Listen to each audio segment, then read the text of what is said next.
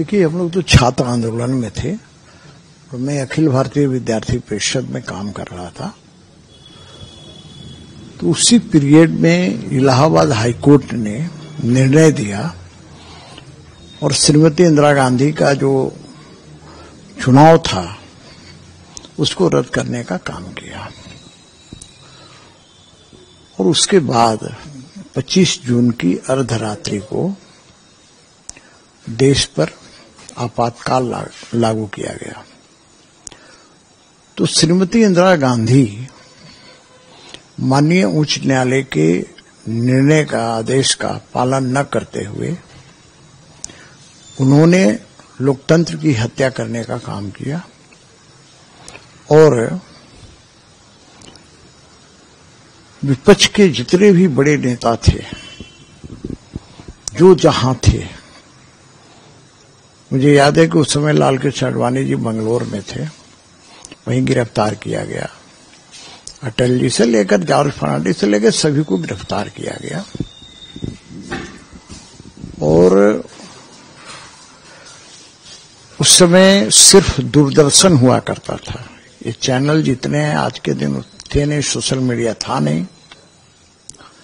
उसका नतीजा ये हुआ कि जो प्रिंट मीडिया था सब पर सेंसरशिप लागू कर दिया गया और दूरदर्शन में वही चीजें आती थी जो सरकार बताती थी और रोज का रोज श्रीमती इंदिरा गांधी का चेहरा आता था।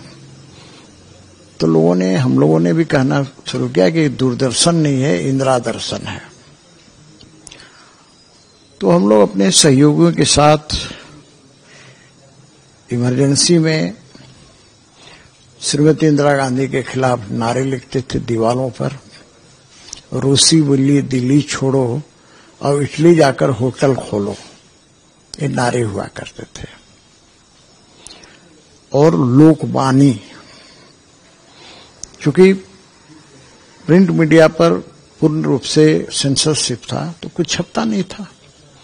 तो जितने जुल्म सितम होते थे श्रीमती इंदिरा गांधी के उस इमरजेंसी काल में, जुल्म जो होते थे, तो लोकवाणी के माध्यम से लोगों को पता चलता था। और मैं कॉलेज में बीकॉम का स्टूडेंट था तो मैं बांटता था। तो हमारे उस समय विद्यार्थी परिषद में हमसे सीनियर थे कृपा प्रसाद सिंह, उमा सिंगर केडिया, हम लोग मिल करके एक योजना बनाई 25 जनवरी को कि जब डॉक्टर जगन्नाथ मिश्रा मोरहाबादी मैदान में झंडोत्तोलन करने आएंगे आइए मुख्यमंत्री, और जनता जब निकल कर वापस जाएगी तो हम लोग अलग अलग पथ में पंपलेट जो लोकवाणी था बांटेंगे। और वो हम लोगों ने किया। मैं रेडियम रोड में मेरी जिम्मेवारी मिली। उसका शीर्षक था स्वतंत्रता का मूल प्राण है, देखो कौन चुकाता है। और उसी बांटने में मैं गिरफ्तार हो गया और मुझे कोतवाली जेल में रात भर रखा गया, कोतवाली थाना में रखा गया हाजत में। पूछताछ होती रही और दूसरे दिन मजिस्ट्रेट के पास पेश करके फिर मुझे जेल भेज दिया गया। जेल में पहले से कड़िया मुंडा जी, देवदास आप्टे जी, सुजमनी सिंह जी, सुखाड़ी उरांव जी, यहाँ खूंटी के थे खुदिया जी, पाहन जी, लिमसा सिंह मुंडा जी, गोमेश्वरी मानकी जी, गणेश सिंह मानकी जी, ये सारे लोग वहां पर थे। तो मैं रहा। तो मैं जेल में ही पढ़ाई कर रहा था, किताब मंगा लिया था, पढ़ता था, तैयारी कर रहा था परीक्षा का। जेल से मैंने एप्लीकेशन दिया तो उसमें डॉक्टर ए.के. धान वाइस चांसलर थे, उन्होंने मुझे अनुमति परीक्षा की नहीं दी। तो मेरा 1 साल बर्बाद हो गया। फिर मुझे यहां से ट्रांसफर कर दिया गया हजारीबाग जेल। 30 जुलाई को मैं बेल पर बाहर निकला।